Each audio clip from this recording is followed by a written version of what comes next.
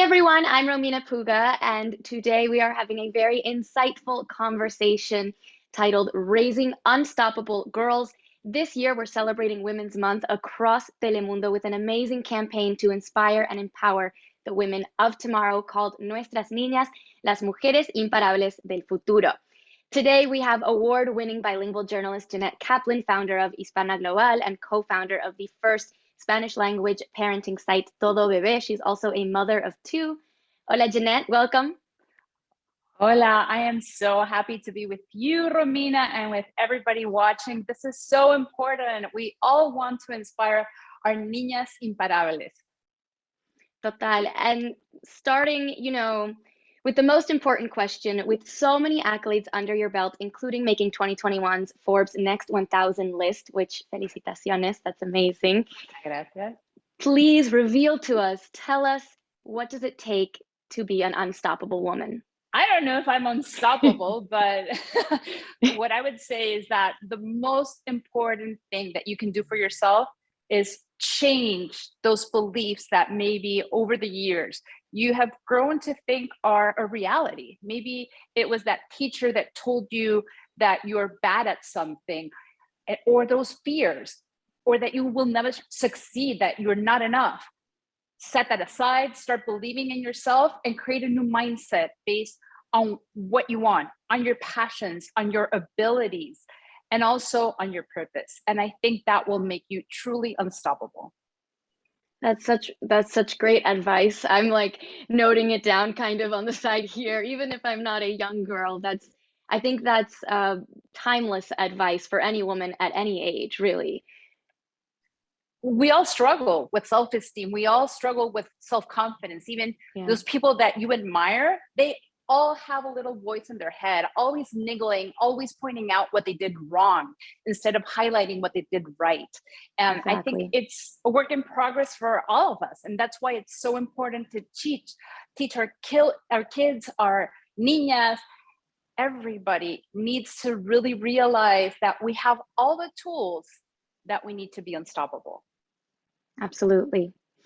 So Jeannette, as a parent, how do you think parents can invest time to make sure that their daughters, that these young girls become unstoppable women? What advice would you give to the parents? Well, the first thing is to watch how you speak to yourself, because children, especially girls, are going to learn much more from your behavior than from your words. If you are telling them, you know what, looks are not that important, you're beautiful, any size, any shape, any color, any hair texture, but when they see you looking at yourself in the mirror and you're highlighting, oh, me veo tan gorda, oh, que estoy fea, oh, don't take a picture of me, no me he puesto maquillaje. You're sending them so many contradictory messages that, believe me, they're going to trust more what they see in your actions than in what you're teaching them. So it's really, really important to watch all those cues that you're giving them. Second, it's important for parents to start creating a nurturing environment in which love is felt unconditional. It's unconditional in the sense that it does not rely on your success. It does not rely on your grades. It does not rely on your physical appearance. It's more than that. It's like, I might not agree with you all the time. I might not even agree with your choices, but I'm going to be here for you regardless. I'm always going to be your biggest cheerleader. Our girls need to hear that. Next, really important, listen more and talk less, especially in the tween and teen stage. Parents, especially moms, we tend to want to give a solution and talk our experience, what we see, our advice. But really what our girls need is for us to really listen, and listen with empathy. That doesn't mean that you have to be your child's best friend. We're the parent after all. We're supposed to guide them. We're supposed to tell them when they're messing up, but we're also there for them. And I do think that sometimes all our child needs is to feel seen, to realize that we're really paying attention and validating what they're feeling in that moment, instead of us always offering a solution. And finally, I think the most important advice for any parent is to give your child the resources to understand that failure is part of success, that it's okay to fall down, as long as you know that you're strong enough to get up no matter what life throws at you. And that starts when our kids are starting to crawl, to walk, and it goes on forever. It's such an important skill to know that you can adapt to any situation and to find that strength to lift yourself up. And it's interesting, all four of those points are so valuable, but I resonated with the third one about listening. And I think you mentioned especially those teenage years for girls, which are so difficult. And I just had my little cousin visit who's 17, and she's having arguments with her mom. And I remember, my mom today, and when I was younger, is one of my closest confidants, but there's always that year or two in those teenage years where, as a girl, everything about your mom kind of bugs you and she doesn't get it. And I think the listening and the empathy is such good advice. And my mom and I have a very beautiful relationship, always, except that one little year of hormonal teenageness. But she always says that she would just listen. In the car, I would talk and I would tell her everything, and she'd be, gripping the steering wheel like, ay, Dios mío, like biting her tongue, but just listening. And I think it created a safe space for me to tell her everything and confide in her and ask her advice. So she always, when other moms ask her for advice on raising a girl, she always says that I listened and I made sure I bit my tongue because I wanted her to know that she could come to me with anything. So I think that's such good advice, just to piggyback off of what you were saying. And it's so important what she did, because look at the amazing woman that you've become. And Romina, as honestly, I admire you so much because of everything that you're building as co-creator, co-host of Universo's Club Mundo Kids. I was wondering, is this like a topic that you, I don't know, approach in your show? Is there a way that you can weave like all these messages and all these tips for the parents who are watching with their children? 100%. For me, Club Mundo Kids has been a passion project, and I've been injecting it with everything I've learned in my 32 years of life, which I think is plenty. It's not enough, but it's plenty. And one of the things, our show features experts and guests from different industries. And I've made sure that we include as many women as possible in those. We have an engineer from NASA. We have activists. We have an airplane pilot from JetBlue, who is Chilean as well, like you and I. We had professors, and it was so important for me to show that these were women, and extra level that they were Latinas, because they served as role models, as aspirational figures for our viewers. And I think to a child, it is very hard to imagine something that they cannot see. Besides maybe the Tooth Fairy and Santa Claus, we as content creators, as parents, we need to show them the different things that they can be. Because if they don't see it, if they haven't heard that that's a potential career or activity or interest that they can be involved in, they might not know it even exists. So it's definitely something we try to put in the show as much as possible. Girls doing interesting things, girls, young activist girls that are trying to save a tree in their playground, anything that's kind of outside of the box that we grew up with of, careers, even activities, sports, interests, class, after school classes, things like that. So it's definitely something I put in the show, and I think parents should try to do however they can with the books they're picking for their kids, the classes that they're signing them up for, the play that they're having with their kids, that imaginative play, imagining that you're an astronaut or race car driver, anything that helps them imagine a different future, a different option for themselves. I think that is crucial. Yeah. I love it. I love it, yeah. Especially because you need to spark that interest. We need to Exactly. stop that negative self-talk and just tell our girls, no, you're bad at math. Oh, no, nobody does that. Stop behaving like a boy. Stop climbing trees. Stop. You know what? No, let's be active. Let's encourage them to explore new interests, to think outside the box, because you know what? Not all of us are meant to be in boxes. Some of us are meant to be creating our own boxes, and we need to foster that creativity and that sense of accomplishment, that sense that you can achieve something on your own because you dare to try, instead of letting all those fears take over and stop you from trying something new.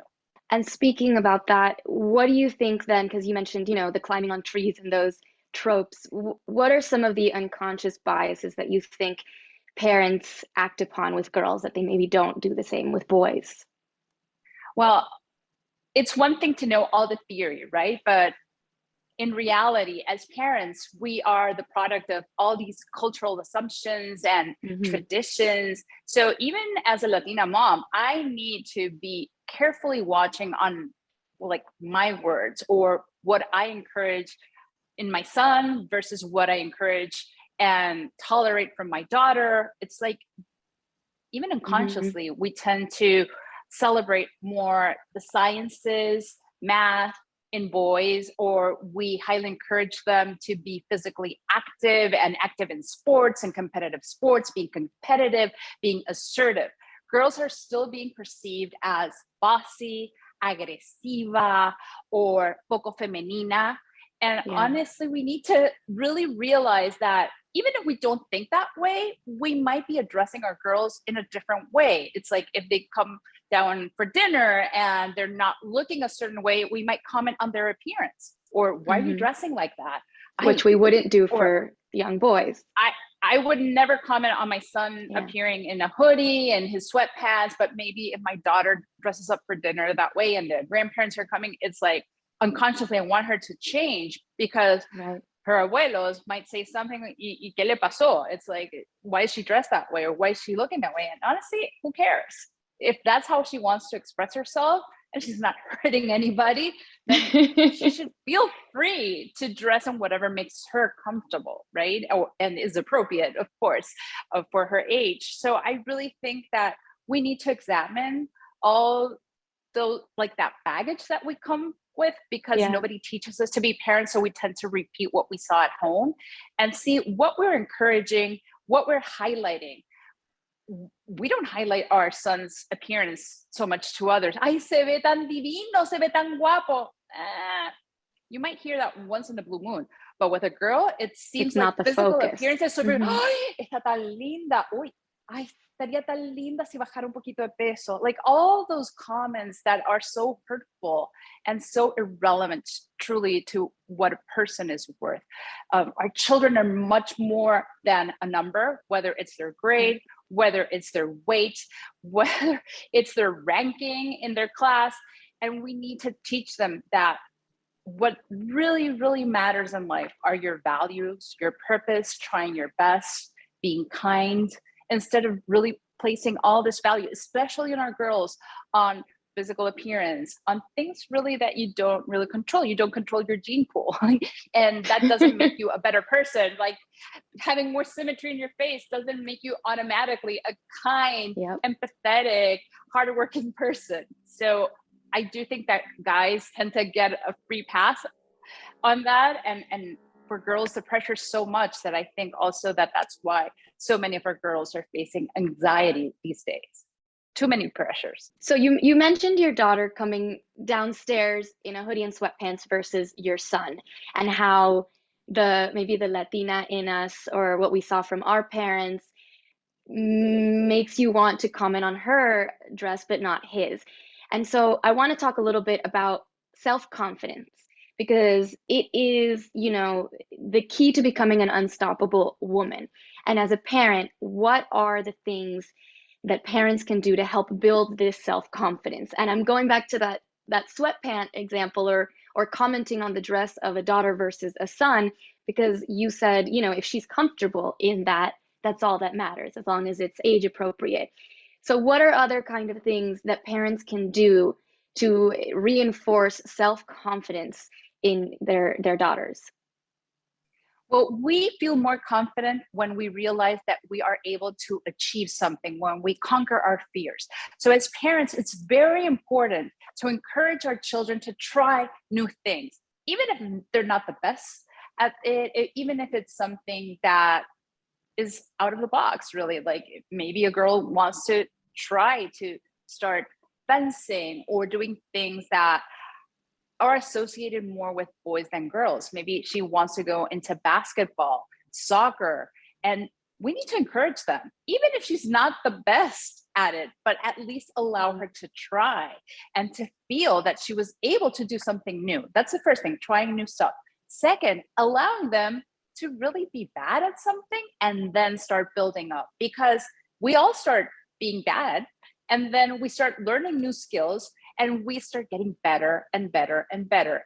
Most skills can be perfected through practice. Practice makes perfect, or at least good enough, because I do think that the third tip is not fostering a sense of perfection. Perfection is not sustainable. It's not achievable. We're human. We're going to make mistakes, and we need to learn from those mistakes. So instead of encouraging our kids to be the perfect child, let's encourage them to be the best that they possibly can and value that effort, but also recognizing that sometimes that effort is not good enough to achieve what they might want. Maybe in my case, for example, my son was an average basketball player. He loves basketball, and he made it to some teams, and other teams he didn't. He tried his best, but sometimes it wasn't enough to make the team. And you have to recognize that that creates frustration, but it makes them stronger, more resilient. And that's why it's so important to make them feel loved unconditionally, regardless of whether they made the team, whether they got straight A's, whether they have the perfect report card, whether they got the perfect SAT score, whether they got all the scholarships to go to college, they got the perfect job, later they got the perfect family. No, it's regardless of that. Our love does not rely on their achievements, but rather on their values, on what they stand for, and knowing to do the right thing, even when we're not standing next to them. That's so beautifully said. That should be a bumper sticker, because I think every parent needs to be reminded of that. And I'm sure at times it's frustrating, or you might not know how to deal with the frustration of your kid. And I think you mentioned something interesting about self-confidence, which is almost, stepping out of your comfort zone will help build that self-confidence, even if you're not great at the sport, at the math class, at, the dance class, or whatever it is. But being there for your kid as they, step outside what they're comfortable in, what they know that they excel in, is so beneficial, because then you're just kind of encouraging them to continue, pushing that comfort zone bubble a little bit wider and wider, because they know that they have the support, that failure is part of success, like you mentioned before. And I just think that's almost, for me personally, the thing that I think has attributed the most to my self-confidence is every time I step out of my comfort zone and I'm so scared and I'm so worried. And then a year later, 6 months later, whatever, when I look back, I'm like, I did that. Now my comfort zone is even wider, it's even bigger. So I think that's just, amazing advice, to be there to support in those moments when they're stepping out of their comfort zone. And Jeannette, I want to switch a little bit, still sticking to self-confidence, but social media, which is huge. And this next generation is born into a completely digital world. They have no idea what the world was pre-internet. That doesn't exist to them. And to me, that's just mind-blowing. This is the expectations of social media, everything. They're just born into this.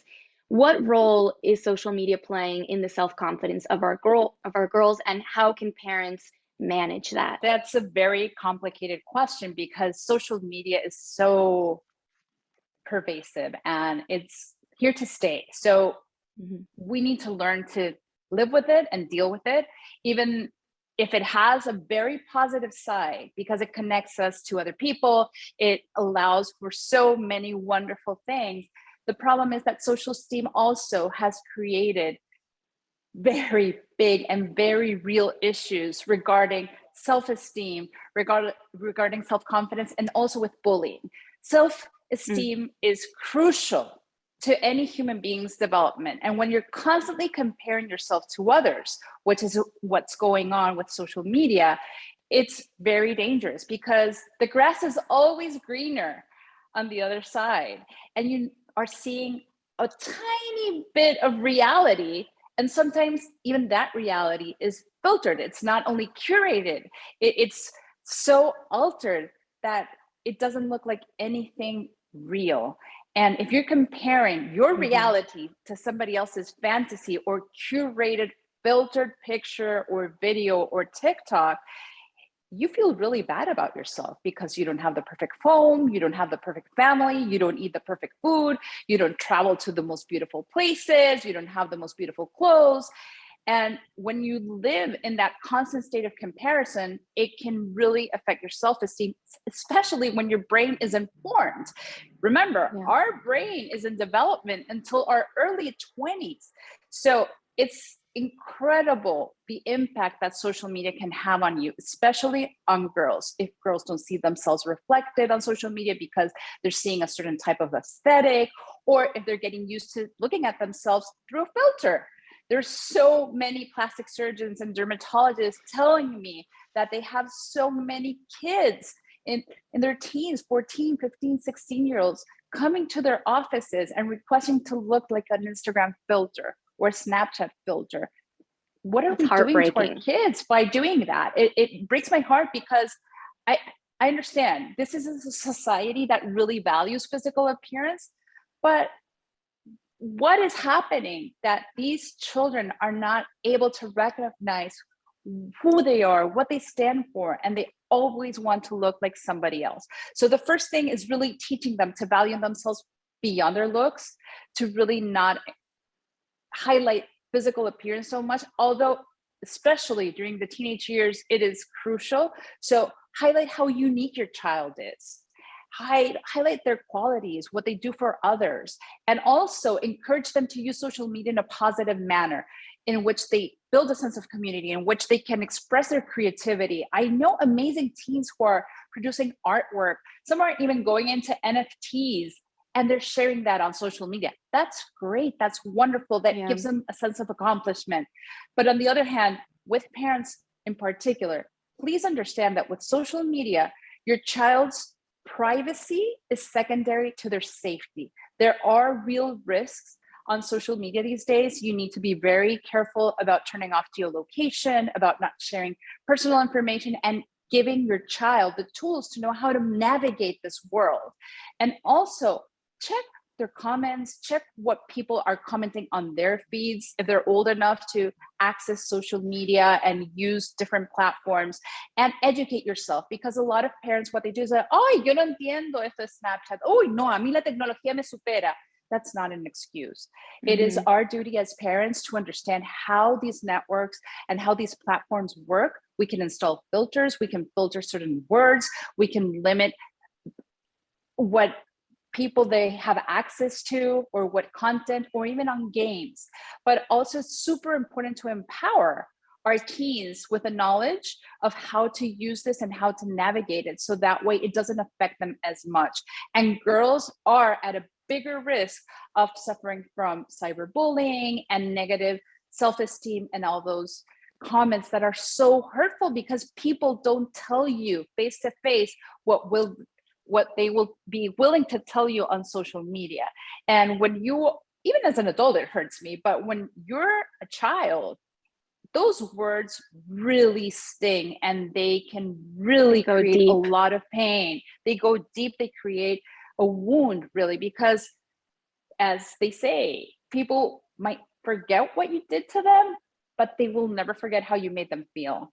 And it's really important to teach our kids that there are certain things that are appropriate, that are inappropriate, things that can be shared, things that shouldn't be shared, not to share in real time, not to share their school uniform, not to share their address or other personal information. And above all, really, that anything that feels weird, they should talk it over with you. They should show you. They should feel that safe space that your mom created with you. They should feel that with you as a parent, so that way they can alert you when something is going on, when something is wrong. And last but not least, please understand that there is no privacy on the internet. Even if you delete something, somebody can screenshot it and send it through text messages or post it.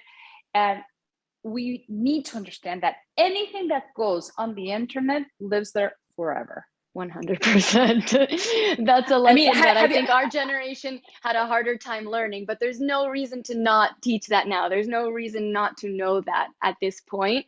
So I think that's like almost number one, is anything you're going to put out there is going to be there forever. Someone will be able to find it. And Romina, I was wondering, I mean, you are gorgeous, you are super talented, and you're very active on social media. Have you ever had to deal with either cyberbullying or trolls or negative comments? Oh, yes. I think it's impossible to work in media in any capacity and not have some sort of cyberbullying. I had my first interview I ever did where I was fresh out of college and had never done an interview or an interview on camera. It went viral and it was just, I was 22 and reading a million awful comments from people that don't know who I am, but it affected me for a while. I wasn't comfortable doing any kinds of interviews or on camera stuff for a long time after that. And I mean, this was when social media that wasn't even that big of a thing yet, that daily. And I've noticed it now. I mean, even I'm a fairly private person. My natural being is not to be out there boasting and posting a million selfies, but professionally in this industry, as you know, you need to do that. And so you're putting yourself out there, you're open to getting the comments, the bullying. There's a little bit of a benefit I've found in that it's pushed me to be outwardly proud of the work I do, which normally I'd be a little more like shy and reserved and like, no, no sé, no, no sé. And now it's like, you know what, I did this and I'm proud of it. But when I think of young girls, they're not on social media promoting the work they're doing, boasting about, their accomplishments. It's themselves that they're putting out there for approval, for ridicule, for anything. It's their image, it's them, and that's very scary to me for self-confidence. And I think even if you're using it because of your art or you play guitar or it's not just selfies, you're showing off a talent or something that you're proud of, which is, I think, wonderful. But the deeper idea is that we are encouraging behavior for reward. We are encouraging them to post something, to put themselves out there for approval, instead of doing something maybe because they actually like doing it or they want to do it. And so it's a scary thing to me. And I've seen it, like, from when I was in college and then the beginning of my career up until now in the last 10 years, how it's changed, how it's evolved. And one tip, one thing that has helped me is managing the time I spend on it, because it does suck you in and it does make you feel a little icky to just kind of be on it for too long. So I wake up, I spend maybe 30 minutes on it while I have my coffee, doing everything I need to do, and then I try to stay off of it all day. Even though those urges when you're waiting in line somewhere or I'm walking my dog and I want to open it, I'm like, nope, I don't need to do that. And then at the end of the day, I'll go on for maybe another, 5 minutes to respond to anything I need to respond to.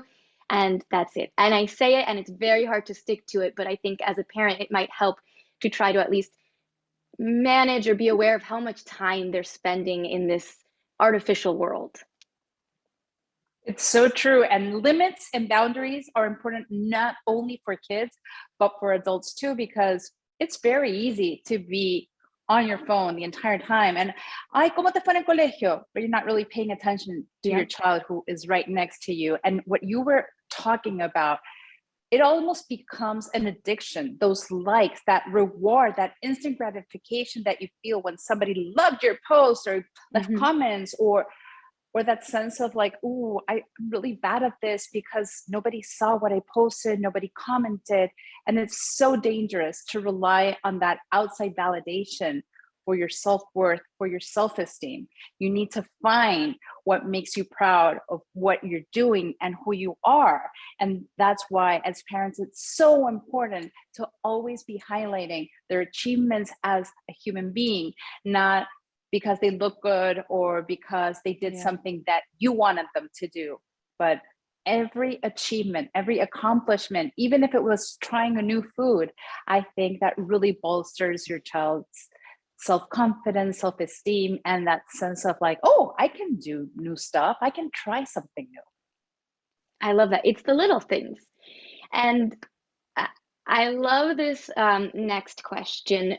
Can you Tell me a time when your daughter realized, when you've seen your daughter kind of realize that she's unstoppable, kind of realize her potential, and how did it make you feel as a parent? Going back to kind of the things you learned from your parents that you're passing down to your daughter, those moments when you see that she sees that she's unstoppable. I don't think really that she's realized that she's unstoppable at this point, even though I've tried my best. The way that I see her is very different from how she perceives herself. But then again, Right. she's 16, so it's normal. But what did fill me with joy and pride was when I realized how much the little girls in third, fourth, and fifth grade that she teaches dance to, they love her, they admire her, they respect her because she's kind. When she sees that somebody is struggling, she gives that child extra help. She goes and tends to the little girls that might not be having the best day. She'll cheer them up.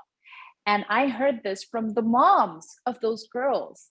And that made me realize that there's something that I'm doing right. Because Yeah. when I'm not watching, when I'm not with her, she is leading with kindness, with empathy.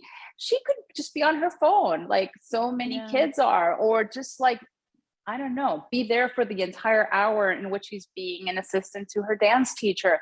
But no, she's actively helping these girls feel better, feel that they can do the dance, or she just like She's comforts them present. when they're having it. Yeah. She's present and she's really paying attention. She's seeing the girls that are coming after her, that are growing up to be the girls that she is today, because we're all a work in progress, and that fills me with pride. And the other thing that I feel makes me full of pride is that she stands up for herself in school when she wants to do a certain class and they tell her that she's not qualified, or that she wants to start a club about mental health and they tell her, but there's no club about mental health. Oh, I'll build it.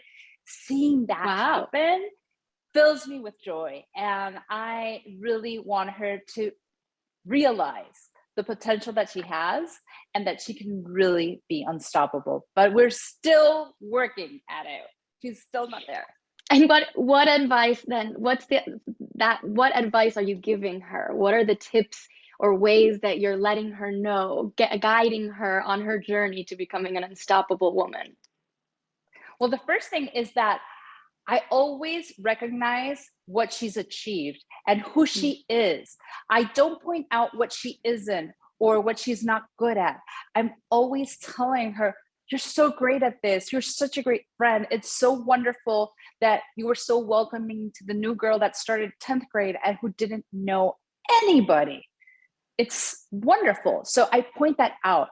Positive parenting and positive reinforcement is the best thing that you can learn about, because we all feel better when somebody acknowledges what we did well, instead of constantly reminding us what we failed at, or when we misbehaved, or when we missed the mark. So that's one thing that I really stress that makes a huge difference. And the other thing is just doing stuff with her and paying attention to how she's feeling and acknowledging her feelings, but also telling her that even though her feelings are real and valid, they only tell a tiny part of the story, because sometimes our brains trick us, or sometimes the lens through which we are looking at something might be cracked or might be the different color. So we need to take that off and realize that there are different perspectives, there are different ways of seeing things. And I try to make her realize that that's part of what will make her unstoppable, realizing that there are different ways at looking at something.